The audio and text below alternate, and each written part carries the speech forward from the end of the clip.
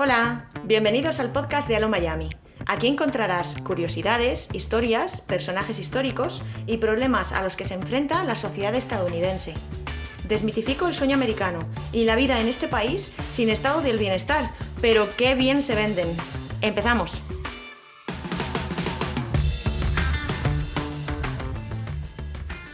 Bueno, el podcast de hoy es un poco diferente y creo que os va a sorprender. Hoy comparto un micrófono con Almudena Ariza, a quien seguramente todos conoceréis. Si no es por su carrera en el mundo de la radio, que comenzó cuando tenía solo 17 años. Será porque la recordaréis de cuando presentaba el telediario o informe semanal, o seguramente la hayáis visto como reportera en un montón de acontecimientos históricos y catástrofes.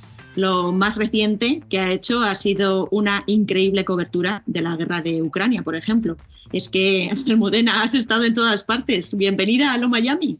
Hola Belén, ¿cómo estás? Encantada de estar contigo y enhorabuena por tu trabajo, por tu proyecto y por esto que estás haciendo de mostrar esa cara de Estados Unidos que es tan importante enseñar, así que está muy bien.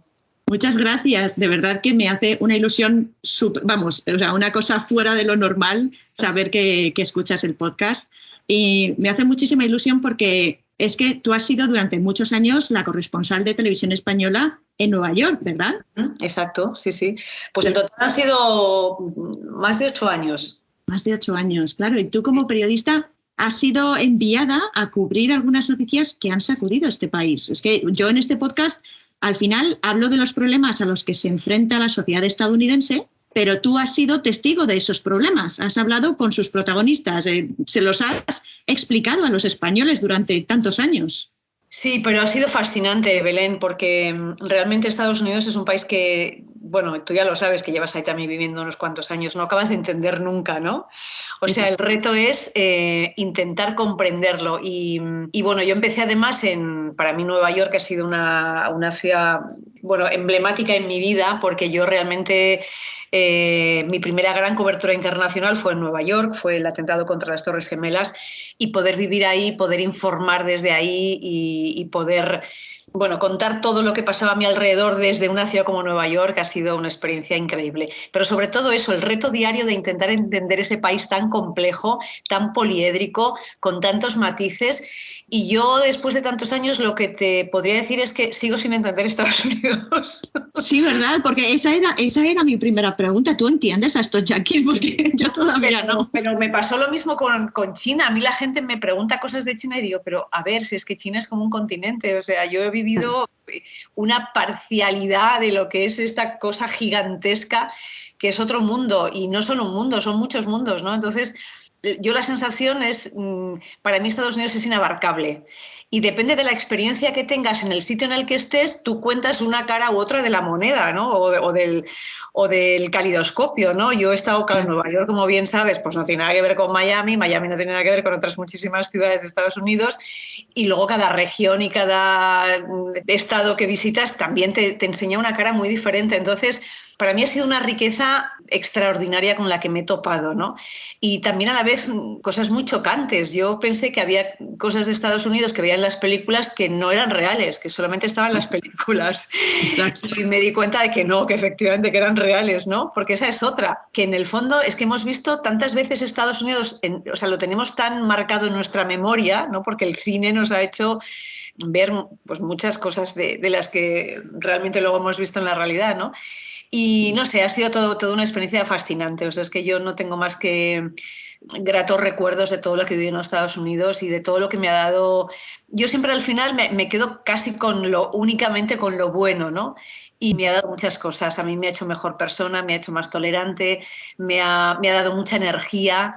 Yo creo que esa cultura del esfuerzo, esa cultura del intentarlo, del luchar, del conseguir, de que tú puedes, que es verdad que engaña mucho, pero que también te empuja a hacer muchas cosas, ¿no? Sí. Ya si quieres lo comentaremos más adelante, pero bueno, yo por ejemplo con mi marido una de las primeras cosas que hicimos en Nueva York fue montar un puesto para vender bocatas de jamón, que era... ¿Ah, sí? Sí, porque cuando... ¿Y qué tal? Pues mira, cuando llegamos a Nueva York mi marido estaba un poco reinventándose porque... Bueno, él se dedica al mundo del business, del negocio, sobre todo del mundo del turismo, él ha sido consultor turístico toda su vida Y cuando a mí me enviaron a China, a él le destinaron por su empresa a Brasil. Y Vale. Estábamos, bueno, imagínate en las antípodas, a 12.000 kilómetros de distancia. Yo cuando me apuntaba el A 12 horas, ¿no? A 12 horas de teléfono, o sea, el cambio horario, 12 horas, ¿no? Hay una época en la que dijimos, ostras, esto a ver cómo lo mantenemos, ¿no? Es muy excitante para los dos, pero hay un momento en el que nuestras vidas tienen que volver, o sea, por el mismo lado, ¿no? Y confluir en algún punto. Y fue en Nueva York y donde decidimos, bueno, pues que teníamos que juntarnos. Él dijo, bueno, voy a probar suerte con otras cosas. Y una de las cosas que tenía en la cabeza era el jamón serrano. No vamos a meter el jamón serrano en Estados Unidos, que es un reto, en fin, complicadísimo. Sí. Y entonces para probar, pues decidimos empezar a vender en un mercado que se llama Smorgasburg, que no sé si conoces, que es una especie de, bueno, de mercado así de comidas del mundo, es muy cool y muy puntero en la ciudad de Nueva York. Y nada, y empezamos ahí y la verdad es que fue interesantísimo. ¿Por qué cuento todo esto? Porque Luis y yo, Luis es mi marido, siempre hemos pensado, esto no lo habríamos hecho creo que en ningún otro lugar del mundo, desde luego no en España, ¿no? Claro. Pero ahí, por ejemplo, nos veíamos pues con otra gente que había hecho lo mismo, conocimos otros empresarios o gente que de pronto también se estaba reinventando y probaba a hacer cosas relacionadas con la comida y con la gastronomía muy diferentes de lo que había sido su vida anterior. Y cuando le decíamos a la gente, o mi marido en concreto, no, es que yo he sido consultor turístico y he estado en el mundo corporativo en niveles muy altos y tal, ejecutivo, no sé qué, pero ahora estoy aquí vendiendo jamón y probando a ver si a los americanos les gusta esto. Y nos sentíamos como bastante empoderados, ¿no? O sea, la gente decía, es fantástico, sí, qué tal, no sé qué. Y entonces yo los fines de semana que no trabajaba, pues me iba con él, nos cogíamos una furgoneta y nos íbamos con el jamón y el queso a hacer bocadillos. Y claro, yo esto que lo he pensado mucho y he dicho, ostras, esto nos situaba en un punto realmente de, ostras, si podemos hacer esto, podemos hacer cualquier cosa, ¿no? Sí. Y esto, que parece una anécdota y parece que es una cosa simplemente divertida y tal, dice mucho, ¿no? De cómo son los americanos y cómo te animan a probar, a intentar, a inventar. Y todo eso se mira con buenos ojos, ¿no? Es decir, no es un fracaso, sino más bien todo lo contrario. Y a mí me ha empujado a hacer muchas cosas, ya te digo, que no habría hecho en España. El correr, por ejemplo, el correr una maratón, el sentir que eres especial cuando estás corriendo y cuando te planteas retos que así a primera vista pues no estarían al alcance de tu mano, ¿no? Entonces, yo creo que empodera mucho a las personas. A mí Pero, ¿tú no corrías antes de estar en Nueva York? No. O sea, ¿fue Nueva York la que te inspiró a correr? Fíjate que es una ciudad, que quieras que no, es una ciudad.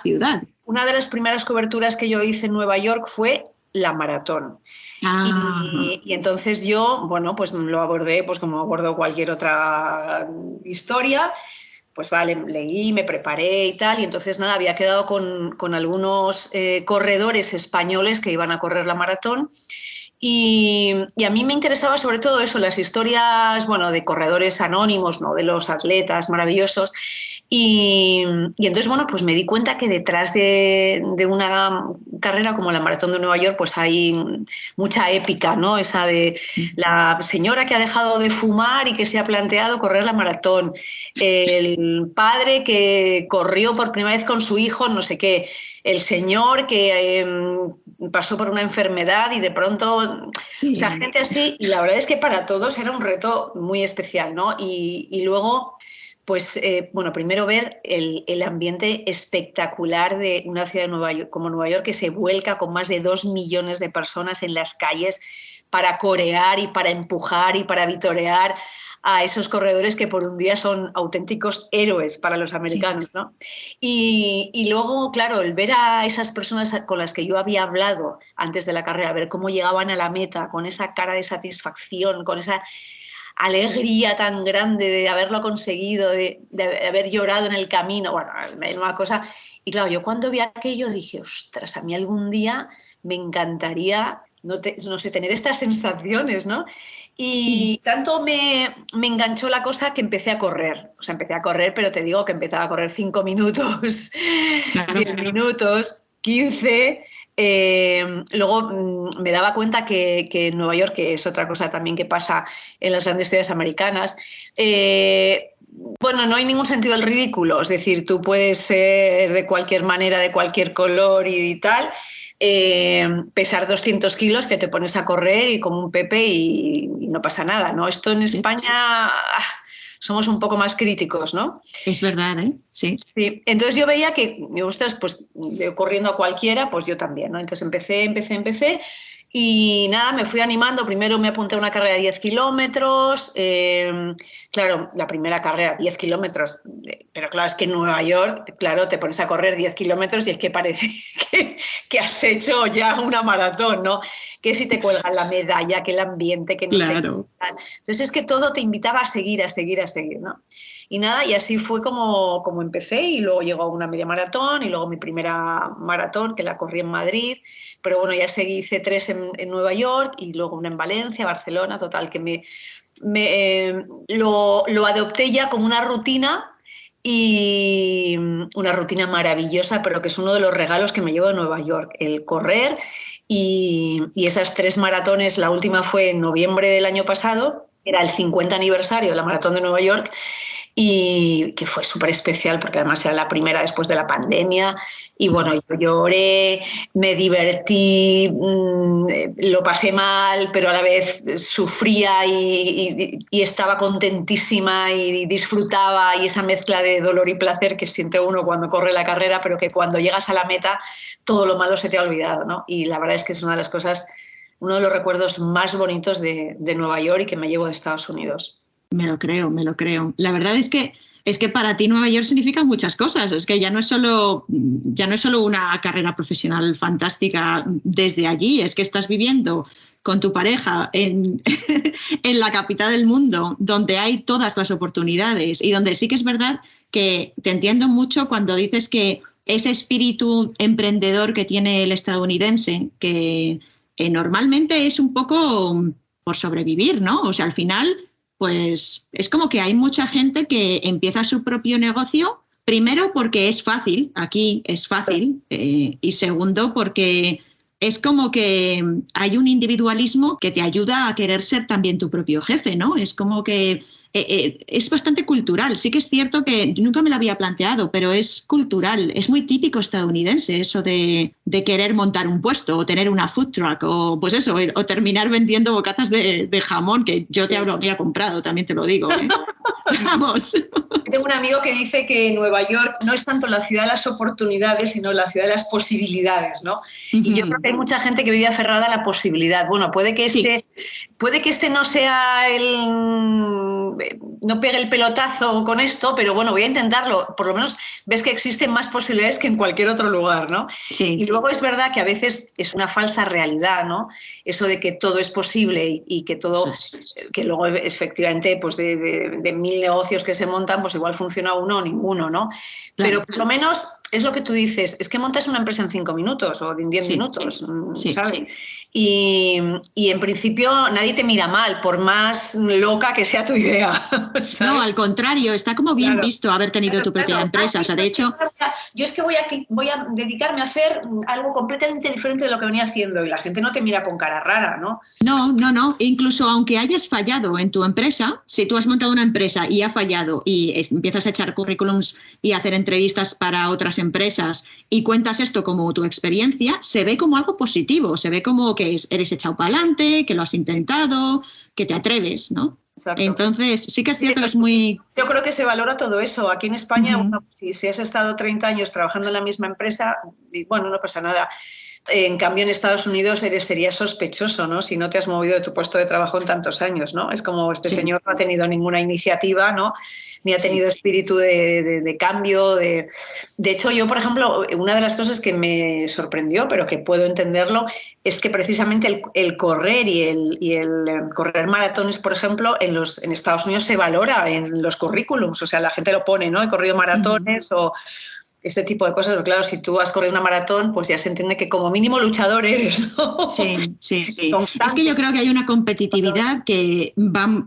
está más adelantada que en España, porque, a ver, el hecho de tener una carrera de 30 años en la misma empresa, eso existió en un pasado, en los años 50 en Estados Unidos, pero claro, hace ya tantos años que viven con un poquito más de precariedad que van cambiando y todo cuenta. O sea, si haces voluntariado en un albergue de perros, también lo pones en el currículum, ¿no? Al final es un poco diferenciarte y decir, yo tengo estos valores y poder mostrar a un posible empleador que tienes esos valores o que has formado parte de una fraternidad en la universidad y ese tipo de cosas. Claro, dice mucho de ti la multiplicidad de intereses, ¿no? Que tengas, que seas solidario, que dice mucho de las personas. Si tú eres una seta y lo único que haces es que vas al trabajo de 8 a 3 y te vuelves a tu casa, pues hombre, eres un individuo así a priori mucho menos interesante que otras cosas, ¿no? O sea, que eso es de cajón. Sí, sí. No, estas cosas del mundo laboral es que yo creo que sí que nos llevan ventaja. Pero lo que decías antes de esa narrativa americana que todos tenemos y que hay muchas cosas que conocemos de las películas y las vamos identificando como que son verdad y hay muchas otras que son un poco una fantasía del sueño americano, ¿no? Yo siempre digo que los españoles o el mundo en general recibimos un flujo constante de esa narrativa americana que Estados Unidos nos quiere exportar y nos llegan, pues, yo qué sé, las historias fabricadas de Hollywood, el concepto del sueño americano, del hombre hecho a sí mismo, ¿no? Es emprendedor y tal, que si quieres puedes llegar a ser millonario en Estados Unidos más fácilmente que en otro país, ¿no? No tenemos esa idea de la romantización del capitalismo y tal. Pero todo eso es lo que nos llega por las películas, por las series, incluso por los anuncios de las marcas globales que nos van vendiendo esa idea, ese concepto de qué es Estados Unidos o qué oportunidades hay en Estados Unidos. Pero claro, cuando nosotros en España ponemos el telediario, al final es una bajada a la realidad. O sea, al final tú estás contando lo que pasa de verdad en Estados Unidos, las noticias, y normalmente si hay algo grave en Estados Unidos o hay algo que es relevante de forma internacional, es normalmente porque es malo. Casi siempre es malo, ¿no? Entonces, tú has estado en tiroteos, en atentados, has cubierto cosas, has cubierto la pena de muerte, por ejemplo, o la crisis de los opioides, o sea, cosas muy graves. Y al final es como que tú nos traes las malas noticias, pero a la vez es la realidad de Estados Unidos también. Claro, esta es la faena, ¿no? del periodismo, ¿no? Que al final contamos la realidad de un país a través de lo negativo, ¿no? Uh-huh. Si tuviéramos más tiempo, hiciéramos otro tipo de programas, pues probablemente podríamos contar también lo positivo. Y yo creo que hay muchísimas cosas positivas en la sociedad americana, todo esto de lo que estamos hablando. Sí, pero efectivamente, por eso quizá también, y aquí abriríamos otro melón, ¿no? Que es un tipo de periodismo que yo también defiendo mucho, que creo que es un reto para los periodistas, que es hacer un periodismo constructivo, ¿no? Quizá el siguiente paso, ahora que estamos todos con sobre todo, bueno, los periodistas básicamente en medio de una enorme crisis de credibilidad, creo que el reto podría ser empezar a pensar en un periodismo de soluciones, un periodismo constructivo, señalar lo que funciona bien e imitarlo, ¿no? Entonces, ¿pero eso interesaría a la gente? Esta sería otra cuestión. Yo creo que sí. Yo creo que ha llegado a un punto en que las audiencias, los públicos, estamos todos muy, muy saturados de malas noticias y estamos muy... creo que los periodistas nos hemos dedicado a dibujar un mundo peor que lo que realmente es, ¿no? Yo en esto también estoy por la labor de a veces ir un poco más allá y abrir ese melón y hacer un periodismo un poco diferente. ¿Por qué no hacer un programa en el que hablemos solamente de las...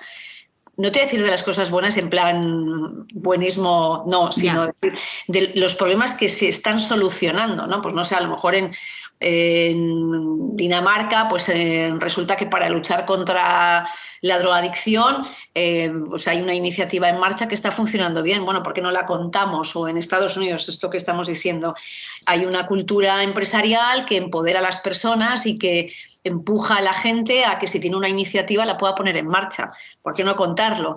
¿Sabes? Yo creo que también está pendiente el hacer este tipo de cosas, ¿no?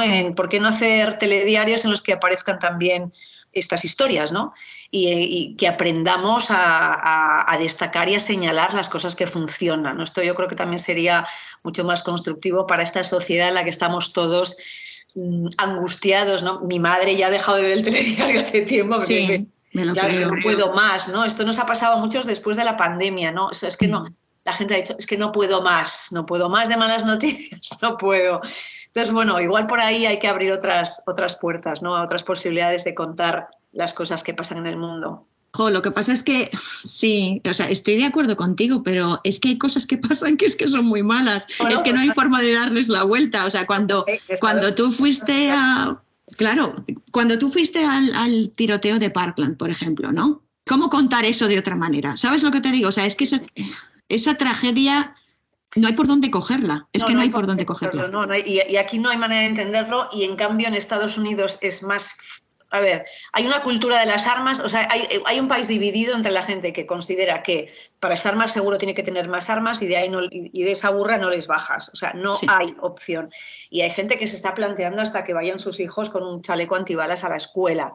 A mí eso me horroriza, y eso nos horroriza en España, pero en determinados lugares, tú lo sabes, en Estados Unidos, que es que no hay manera de que eso se les quite de la cabeza. Entonces esto va a ser sí o sí, y o se cambian las normas y uno va adaptándose a esas nuevas leyes, o si no, si espontáneamente dejamos que la cosa fluya, pues va a haber un sector que cada vez tenga más armas y va a haber un sector que cada vez se sienta más amenazado. Entonces es la división absoluta. Entonces, si ahí no se pone remedio, yo creo que cambiando las normas, y por tanto si cambias las normas, pues tienes que cambiar la actitud de las personas. Pero si de forma espontánea dejamos que eso fluya, pues es que vamos a seguir de la misma manera. O sea, con niños que están acostumbrándose ya a que igual que dan matemáticas y dan literatura, pues tienen esa clase en la que les enseñan a qué es lo que tienen que hacer si entra un tirador en el colegio, que es una cosa que ya forma parte de sus vidas, y es que es algo tristísimo, ¿no?, que esto sea así. Y que la gente pueda ir al supermercado enseñando el rifle en el bolsillo, ¿no? Sí. Bueno, pues esto, desde luego, no hay por dónde cogerlo, y esto, cada vez que hay un tiroteo, pues es que, claro, hay que contarlo y hay que alarmarse, porque yo creo que también la obligación es que nos alarmemos y que nos indignemos, como mínimo, para esto no puede pasar, o sea. Pero bueno, yo después de todos los años, Belén, que he estado en Estados Unidos y que siempre parecía que el tiroteo último iba a ser el definitivo para que la sociedad americana reaccionara y cambiara y se indignara lo suficiente como para provocar que las leyes cambiaran y tal, pues no ha sido así. No ha sido así. ¿No?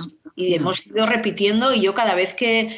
Ha sido una desgracia, porque es que se va repitiendo, o sea, los hechos, ¿no? Primero ocurre la tragedia, la gente se indigna, salen todos los políticos indignados, con lágrimas, con no sé qué, tal, ¿no? Vamos a cambiar, y nada, y termina, y hasta el siguiente, y no se da ningún paso, ¿no? Entonces yo creo que esto es dramático. Sí, es dramático. Tú has vivido aquí un montón de noticias dramáticas, ¿no? O sea, por lo que he estado leyendo, realmente te han mandado a cubrir cosas bastante chungas. En plan, la crisis de los opioides, o los opiáceos, o tiroteos, o bueno, todo lo que pasó con las elecciones, con Trump arriba, para abajo. Creo que también estuviste en el atentado de Boston, el de la maratón. Ese justo no, llegué un poco después. No, estuviste en el 11S, ¿no? Sí, el atentado de Boston llegué un poco después, pero sí lo conté, básicamente. Pero hay una cosa también que a todo lo que has contado añadiría, que es otra cosa que a mí al principio me chocó muchísimo, las catástrofes naturales. Claro, los huracanes. Claro, que son de una envergadura. Yo había cubierto, cubrí 2 tsunamis, el de Indonesia y el de Japón, y terremotos y tal, pero yo, por ejemplo, un huracán jamás en la vida, ¿no? Y me sorprendía cómo, claro, en una sociedad tan organizada y también con tanta cultura y tanta experiencia en vivir este tipo de catástrofes, ¿no?, cómo estaba todo desde el minuto 1 organizado, en el sentido de que la gente ya sabe cuál es el protocolo que tiene que seguir. Primero van todos a los supermercados a vaciarlos. A hacer acopio de cosas, ¿no? Porque esto de consumir en Estados Unidos es lo primero. Algunos se quedan, pero otros se marchan, esas larguísimas colas kilométricas de gente marchándose de los lugares, tal. Después, pues todo el show que montan en las televisiones, ¿no?, con todo el despliegue de medios y tal. Después te dicen va siguiendo exactamente la evolución del huracán. No, es que el ojo del huracán va a impactar a tal hora. con tantos minutos en tal sitio, entonces todos los periodistas nos vamos ahí donde está el ojo del huracán.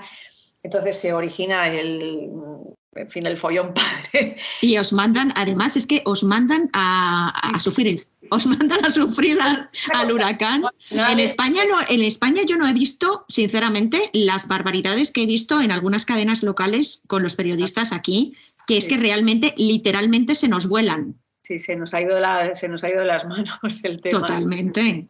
¡Qué necesidad! Una cosa es estar cerca y ver sobre todo cómo afecta a la población y cómo afecta a las personas, y otra cosa es meterte tú en el medio para ver, para hacer el show de cómo te caes en medio de la calle, cómo el agua te tira, te empuja. O sea, tampoco hace falta, en fin, hacerse la víctima, ¿no?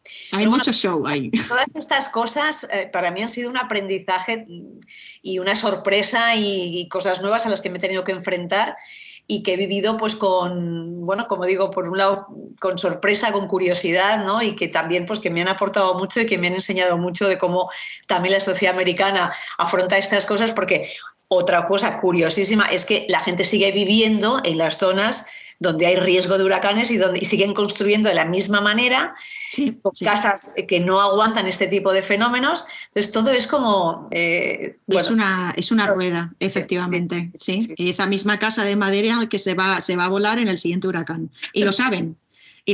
Pero bueno, los materiales son los que son y es el mercado. Es muy curioso. La verdad es que algo que has dicho, que cuando hablas de los periodistas, yo creo que yo, por lo menos como espectadora, veo mucha diferencia entre el periodismo que se hace en España y el periodismo que se hace en Estados Unidos. Tú has estado ahí en el limbo entre los dos mundos, haciendo periodismo estadounidense para españoles, pero seguro que has visto algunas diferencias, como por ejemplo eso de que los periodistas en Estados Unidos, ese show del huracán, que es que casi hacen como un reality show muchas veces de cómo se vuela el periodista en cuestión, el pobrecillo, por la tormenta. Pero es que también hay otro toque periodístico, ¿no? O sea, por ejemplo, a mí me hace bastante gracia el tema de las noticias de interés humano, que es algo que comentabas tú antes de que se podían hacer noticias que fuesen inspiradoras, ¿no? Pero en Estados Unidos abundan muchísimo las noticias que son historias personales, pero ¿cómo decirte? Que al final te ponen un poco los pelos de punta, ¿no? Que a lo mejor son historias de niños que lanzan su propio negocio de venta de limonada, pero es para recaudar fondos al compañerito del colegio que tiene leucemia, ¿no? O sea, ese tipo de historia que tiene su lado inspiracional, pero por otro te están poniendo el foco en donde no está el verdadero problema. No sé si me explico. Sí, ¿Tú ves muchas diferencias? Sí, yo antes me refería más bien no tanto a noticias inspiradoras, sino más bien a periodismo constructivo, es decir, como las cosas que funcionan, destacarlas para que como mínimo podamos imitarlas y aprender de ellas. Sí. Pero lo que tú dices, mira, yo he aprendido muchísimo viendo televisión en Estados Unidos. Con lo mismo, con las cosas buenas, me he quedado con las buenas y, bueno, pues las malas igual, o las malas o las que yo, para mí, tienen una carga excesiva de show, efectivamente, pues las descarto, ¿no? Pero, por ejemplo, cosas que a mí me gusta de la televisión americana o de los periodistas americanos, están tan cómodos delante de la cámara, que a mí me parece extraordinario. O sea, tienen una cercanía, tienen un saber estar. O sea, aquí en Europa no hemos llegado a ese grado de familiaridad en general con la cámara, hablo sobre todo de los informativos, ¿no? Sí. Y luego lo tienen tan interiorizado que yo, por ejemplo, siempre cuento la anécdota de que a mí en Estados Unidos lo que me ha pasado, que no me ha pasado en ningún otro lugar del mundo, es que yo estaba en la calle y a mí me viene gente y me dice, ¿esto es una televisión? Sí, ¿de dónde? España. ¿Me puedes preguntar algo? O sea, ¿me puedes hacer una entrevista? ¿Sabes? Y es como, perdón, ¿pero de qué quieres hablar? No, o sea, es que tienen opinión sobre cualquier cosa, ¿no? O, por ejemplo, no sé, pues cuando estás haciendo la típica encuesta de ¿usted qué opina de no sé qué tal? Es muy raro que alguien me haya dicho no quiero hablar o no tengo opinión o no quiero... O sea, en general la gente es muy pro, o sea, les encanta que les pongas un micrófono y porque es que además te sueltan unas parrafadas que flipas en colores. O sea, en España es como más, ay, ¿esto para dónde es? ¿Y esto dónde sale? ¿Y esto? Ay, no, que, ¿sabes? La gente como muy apurada, ¿no? A ver si no me voy a saber expresar y tal, ¿no? Tú sabes que en Estados Unidos la gente, bueno, aparte desde el colegio, desde que son chiquititos, ¿no? Que están acostumbrados a hablar en público y se fomenta y se valora. Y esto o por ejemplo, yo estaba haciendo una entradilla y la gente se te para ahí y luego te hacen un montón de preguntas. ¿Y qué estás contando? Y tal, y esto, y se interesan. Y es una cosa tremenda, ¿no? Entonces, esto por un lado. Y ya te digo que a mí me encanta ver esa familiaridad y esa cercanía y esa naturalidad de los presentadores, que igual te están contando una noticia que de pronto uno le dice al otro, oye, felicidades que hoy es tu cumpleaños, ¿no? Sí. No me imagino yo aquí en España ningún presentador de ningún informativo, ¿no? Salvo... Bueno, no, y cuando lo hacen es verdad que queda un poco como queda falso. Un poco raro, ¿no? Y hay veces que Sí. han querido ser como dar esa familiaridad y tal, pero queda un poco fake, un poco forzado. Sí, ¿no? sí. Entonces, eso yo me quedo embobada mirándolos cómo se mueven y cómo lo naturales que son delante de la cámara. Pero luego es verdad que a veces se pasan de sobreactuación y de show y tal, ¿no? Y luego, claro, los medios con los que van, es que yo alucino, porque yo me he encontrado, yo qué sé, pues de pronto hemos ido a cubrir un huracán, que nosotros somos 2 personas, o sea, Alfonso Lozano, cámara, editor y yo, los 2 solitos, y de pronto, claro, te ves a un Anderson Cooper con todo el tinglado de CNN, que igual son 50 personas, uno que si le pone el toldito, el otro que la luz, el otro que no sé qué, tal, claro, perfectamente protegidos, con la productora que le está soplando por el pinganillo todo lo que tiene que decir, el otro que... O sea, claro, una estructura y un apoyo de medios que tú dices, jolín. Claro. Entonces, bueno, pero también por otro lado, pues ves a mucha gente que va sola y periodistas de todas partes del mundo que se concentran en Nueva York y que les ves también con su teléfono móvil, que montan tal, o sea, un poco el contraste, ¿no? Pero bueno, muy interesante. Y luego es verdad que en Nueva York en concreto, claro, como es el centro del mundo o una de las ciudades que capitalizan la mayor parte de la información, pues claro, cualquier cosa que pasa, yo qué sé, un incendio en un edificio, tal... Pues claro, hay chiquicientos mil periodistas, ¿no? Que tú dices, jo, esto pasa en cualquier otro lugar del mundo y nadie le presta atención, ¿no? Es decir, que todo lo que pasa en Nueva York es noticia. Es verdad. Y sí que es verdad que hay una grandísima diferencia entre los medios de comunicación grandes y esos medios de comunicación locales que son de pueblo. ¿No? Igual son de pueblo. Las freelance o que están ahí solitos. Sí, y tal. No, total. ¿Y qué opinión te merecen los informativos de aquí en cuanto a las noticias que reciben los estadounidenses acerca del mundo o de los propios estadounidenses? Pues inexistentes, o sea, qué decir. ¿Verdad? No, nosotros afortunadamente en eso creo que somos, y ya ves tú que tampoco es que demos una cantidad de información internacional, pero hombre, yo creo que un ciudadano que vive en Estados Unidos por lo general tiene menos información del resto del mundo que un ciudadano que viva en Europa, por ejemplo, ¿no? Entonces ellos es verdad que la información, para que una información de fuera de Estados Unidos interese mucho al país, pues tiene que, bueno, al país no, o a los medios americanos, tiene que ser una catástrofe muy gorda o tiene que ser algo muy llamativo o algo que obviamente les afecte de forma directa. Pero yo, por ejemplo, al principio, bueno, yo, por ejemplo, estaba ahora en Ucrania 2 meses, casi no veía periodistas americanos ya en la última etapa. Y es que realmente hubo como un boom de la guerra, empieza la guerra y de repente ha desaparecido la guerra. O sea, es que, pero desapareció hace mucho tiempo ya, ¿eh? Yo digo, ¿dónde están los periodistas americanos? Porque antes, claro, cuando llegan los periodistas americanos, como llenan los hoteles, enseguida se ve que están por ahí. Y claro. Además, literal, porque como con cada equipo, sobre todo con las televisiones, los medios grandes, llegan equipos tan numerosos, pues de pronto dices, no, ya es que no hay hoteles. ¿Por qué? Pues porque ya está la CNN y la NBC, ABC y tal, y han copado los únicos hoteles donde hay luz. Pues ya está. Entonces, bueno, ya te digo que en esta última etapa no se les veía el pelo, con lo cual entiendo que estadounidenses han recibido mucha menos información sobre la guerra ya en estas últimas etapas. Es decir, que también tienen una duración muy corta las noticias en Estados Unidos, ¿no? O sea, rápidamente, por aquello de, claro, tienen tanto en la cabeza el business, ¿no? Que también la información es negocio y es el impacto inmediato y que la gente no se aburra. Y claro, está la competencia que hay, son, claro, medios privados que tienen una caducidad muy corta, ¿no? Entonces, sí. Es complejo, es complejo. Es que es verdad que al final aquí el dinero manda en todo. Exacto. En prácticamente todo. Bueno, la verdad es que me ha encantado charlar contigo. Tengo una pregunta más, que casi es más personal que otra cosa, pero es que si no te la hago, reviento.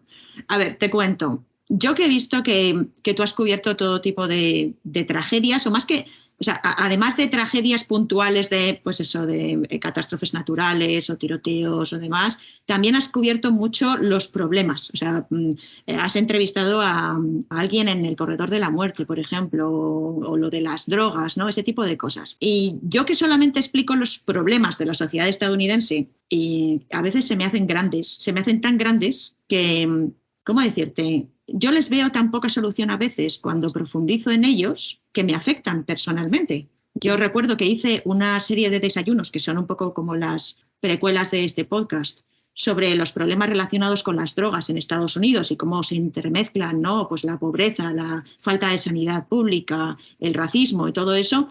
Y fue tal la avalancha de información a la que me sometí para poder explicar de dónde venían esos problemas que yo terminé consumida por ellos. O sea, yo terminé consumida hasta el punto que, por ejemplo, sobre la crisis de los opiáceos, no he querido volver a leer nada al respecto. O sea, a mí me comentan, ay, pues hay ahora una serie que se llama Autopsy, que está muy bien. No quiero verla porque me deprime profundamente, porque tuve como esa avalancha de información y terminé agotada. ¿Tú me puedes dar un consejo profesional, tú que te has metido en esos charcos tan grandes que son mucho más deprimentes que los que me he metido yo y has salido airosa y quieres seguir haciéndolo? Pues es que, mira, yo muchas veces me preguntan por eso y me han preguntado ahora muy recientemente que he vuelto de la guerra que bueno, es un infierno tal. Y sobre todo la misma sensación de es que esto además no tiene visos de terminar, ¿no? Yo, por un lado, a mí me rearma mucho el seguir viendo, incluso en situaciones desesperadas, grandes valores de las personas. Yo creo que hasta en la situación más, no sé, más negativa, más triste y más trágica, siempre hay una pequeña esperanza. O sea, no quiero con ello el buenismo de ¡wow! Pero es verdad que yo ahora, por ejemplo, en la guerra he visto a tanta gente buena haciendo cosas por los demás y me vengo tan reforzada con algunas historias de resistencia, de dignidad en las situaciones más precarias, de eso, de gente que se ayudan unos a otros, de esos grandes valores que tú dices, jolín, aunque solamente sea por esa gente que merece la pena, hay que seguir confiando en el género humano, ¿no? Entonces, sí. A mí es la única esperanza y lo único que me salva de todo esto, ¿no? Porque si no me metería en un cuarto oscuro a llorar y a decir, o sea, no puedo más. Pero a mí personalmente me salva eso, porque no me salva el hecho de... La gente a veces piensa que es que los periodistas somos, no sé, como robots, ¿no? Sí. No, yo soy súper vulnerable y soy muy sensible y soy muy llorona y me afectan mucho las cosas que veo. Pero de pronto descubro eso, ostras, qué personaje, fíjate este señor o esta señora, cómo está haciendo lo que está haciendo por los demás y eso me salva, a mí personalmente me salva. Y siempre me encuentro algo así, ¿no? Ya te digo que yo ahora que he estado tanto tiempo en Ucrania y me traigo muchas lecciones de gente extraordinaria que incluso... ya te digo que en situaciones de absoluta desesperación en los que cualquiera se hundiría, tú dices, jolín, ¿y esta señora cómo aguanta aquí? Y con qué sonrisa me ha contado su historia y cómo me ha cogido de la mano y cómo me ha dicho que está feliz porque al menos su hijo está a salvo. Y esas pequeñas cosas son las que a mí personalmente me ganan, ¿no? Y luego el animarte a seguir contándolo porque alguien tiene que contarlo, ¿no? Entonces, y a mí me gusta contar lo que pasa a mi alrededor. Es que yo tengo esa cosa que yo siempre digo, aunque no esté trabajando, es que necesito mirar a mi alrededor y preguntarle a usted, señor, ¿qué le pasa? No sé, es como... O sea, yo estoy de vacaciones y me gusta grabar cosas y de pronto, no sé, por mí, porque me interesa lo que veo. Entonces yo creo que en ese sentido me gusta mi profesión porque está muy apegada a mí, a lo que soy, a lo que me interesa.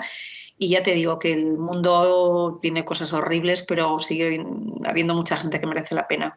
Qué bien que estés ahí para contárnoslo. Y qué bien que me digas eso, que no es que desconectes o es que deshumanices, o, ¿sabes? Ese argumento de no, es que al final pues cambias el chip.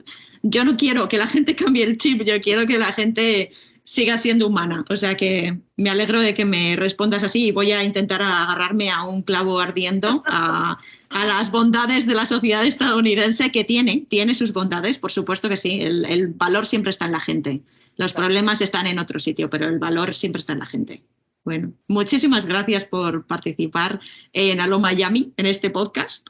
Estoy feliz, de verdad, que nos hayas dado tu visión de Estados Unidos. No, nunca la había escuchado. He estado escuchando tu podcast que tienes, que me parece chulísimo, pero como es más entrevistas a otras personas, a otros compañeros de profesión, más que sobre tu propia experiencia, de verdad que me picaba muchísimo la curiosidad por saber qué te llevabas de Estados Unidos. Así que muchas gracias. Pues gracias a ti, Belén. Me parece que haces un trabajo magnífico. Me parece que cuentas muy bien Estados Unidos con esa mirada tuya tan peculiar. Me encanta tu yanqui marido también, al que sigo en las redes, y que hacéis un contraste estupendo.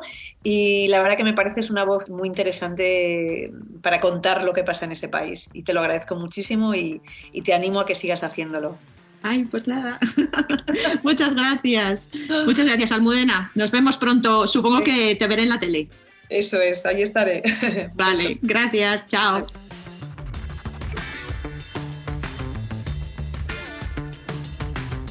Espero que os haya gustado mucho este podcast, un poquito diferente, ya que no hablamos de un tema en concreto, sino de la experiencia personal y profesional de Almudena Ariza en este país.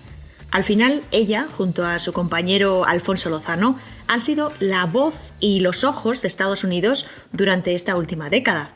Yo aquí me despido, no sin antes recordaros que en mi canal de Patreon podéis encontrar muchos otros vídeos y podcasts en exclusiva para suscriptores. Si os gusta este podcast y queréis apoyarme, podéis apuntaros y por muy poquito dinero al mes se os abrirá una especie de Netflix de contenido estadounidense con un montón de explicaciones, de referencias culturales, de personajes y las diferencias entre cada uno de los estados, por ejemplo. Os dejo el enlace en las notas de este podcast y durante el tiempo que me lleve terminar el próximo episodio, pues nos vemos por allí. Gracias por el apoyo y os mando un abrazo. ¡Chao!